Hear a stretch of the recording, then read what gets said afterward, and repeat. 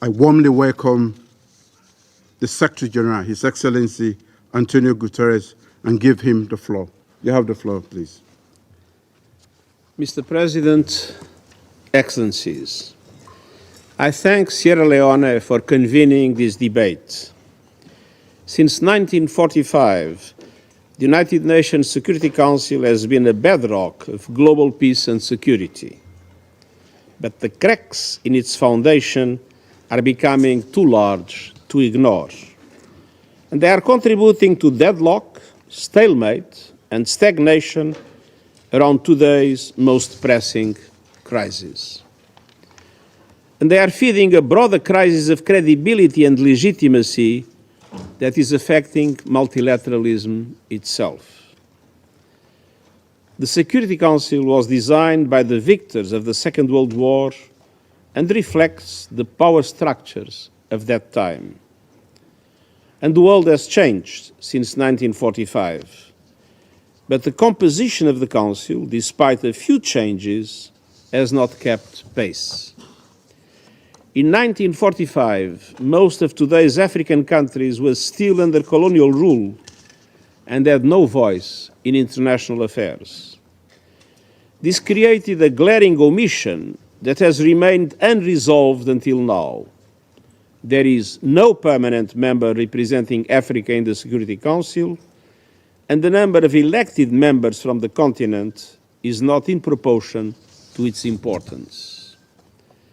We cannot accept that the world's preeminent peace and security body lacks a permanent voice for a continent of well over 1 billion people, a young and rapidly growing population, making up 28% of the membership of the United Nations. Nor can we accept that Africa's views are undervalued on questions of peace and security, both on the continent and around the world. Mr. President, Excellencies, Africa is underrepresented in global governance structures, from the Security Council to international financial institutions, but overrepresented in the very challenges these structures are designed to address. Conflicts, emergencies, and geopolitical divisions have an outsized impact on the African continent. And this Council's agenda demonstrates this. Nearly half of all country-specific or regional conflicts on your agenda concern Africa. They are often exacerbated by greed for Africa's resources, which are vital to the global economy, and further spread and aggravated by the interference of external actors. The message is clear: there can be no global security without African security.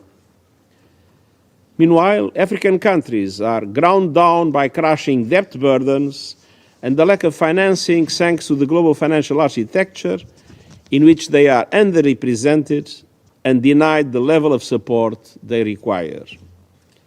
And they contend with ferocious flooding and droughts caused by a climate crisis they did nothing to create.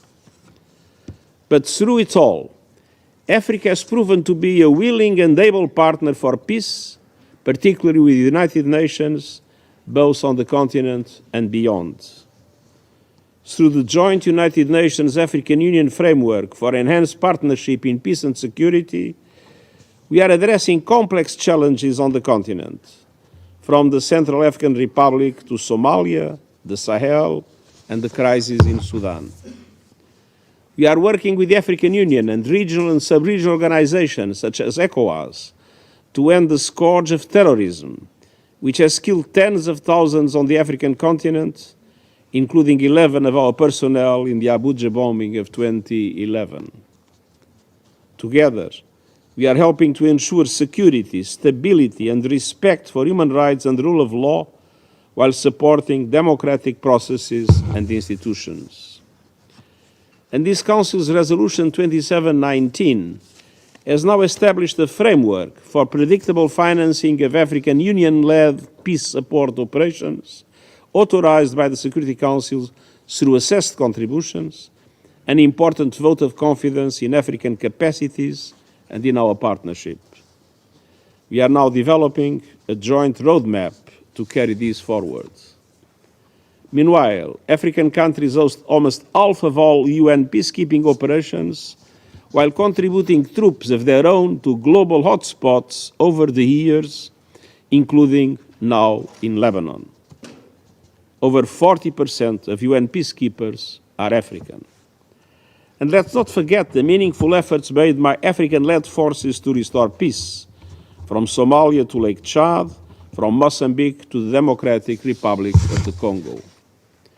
In times of crisis and geopolitical division, African countries are often amongst the first to champion peace, multilateral solutions, and adherence to international law and UN Charter. But African efforts and contributions are not being matched by Africa's representation.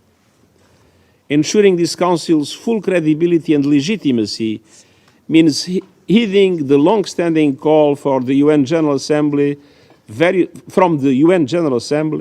various geographic groups, from the Arab group to the Benelux, Nordic and CARICOM countries, and some permanent members of this Council itself, to correct this injustice. Mr. President, Excellencies, for different parts of the world to contribute to its proceedings, reform of this Council's membership must be accompanied by a democratization of its working methods.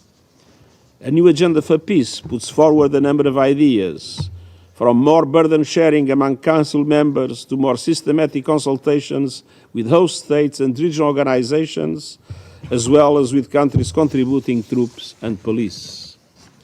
And it also calls for improvements and innovation in other parts of the global architecture whose work has a bearing on peace and security. It recommends that Member States elevate the work of the Peacebuilding Commission to realize the untapped potential and help mobilize support for national and regional prevention strategies. This includes closer ties with the International Monetary Fund and the World Bank and regional development banks to secure sustainable financing for countries as they strengthen peace and security, with important implications for countries on the African continent. The Peacebuilding Fund has been a critical catalyst to mobilize the contribution of international financial institutions. The agenda also calls for a revitalized role of the General Assembly in the area of peace and security. A new agenda for peace has been informing negotiations on the Pact for the Future to be adopted at next month's Summit of the Future. The summit provides a critical opportunity to make progress on these issues and help ensure that all countries can meaningfully participate in global governance structures as equals. I urge all Member States to attend and contribute their views and ideas so that African voices are heard, African initiatives are supported, and African needs are met. Monsieur le Président, Excellences, les voix de l'Afrique, les idées de l'Afrique et la participation de l'Afrique doivent être pleinement prises en compte dans les délibérations et les travaux du Conseil.